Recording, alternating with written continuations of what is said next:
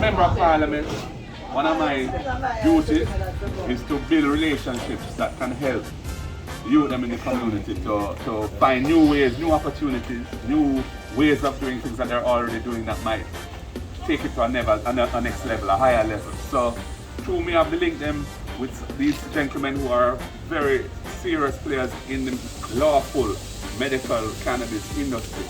I said, let me just link the item with them, and you know, any legal input I'm prepared to bring to it, because I see this as an opportunity. And to be honest, the item is just the first.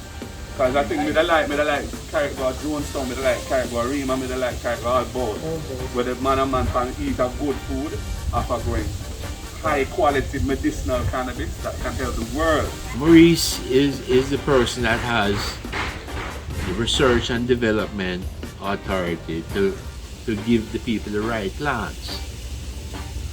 Once you have the right plants grown in the right medium under the right operational procedures, this becomes part of the whole medical industry.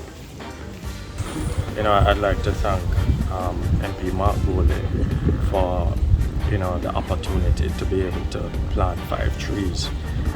Back in 2015, when, you know, he decriminalized it, it created a pathway for, you know, persons like me who excel at cultivating ganja and processing it, right?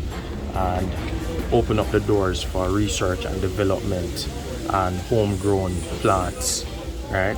Where you can grow 5 trees as well as, you know, possess up to 2 ounces. You know, and I just really want to thank Mark again. This is Jeremy Summons speaking on behalf of the resident from the alley.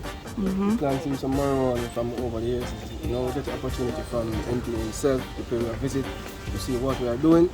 We're not involved in certain activity. We're actually running from. Why I'm linked with you is because I see the farming where you do, I know some good farm. And at the end of the day, a man have to know the man have the talent as a farmer to do this properly.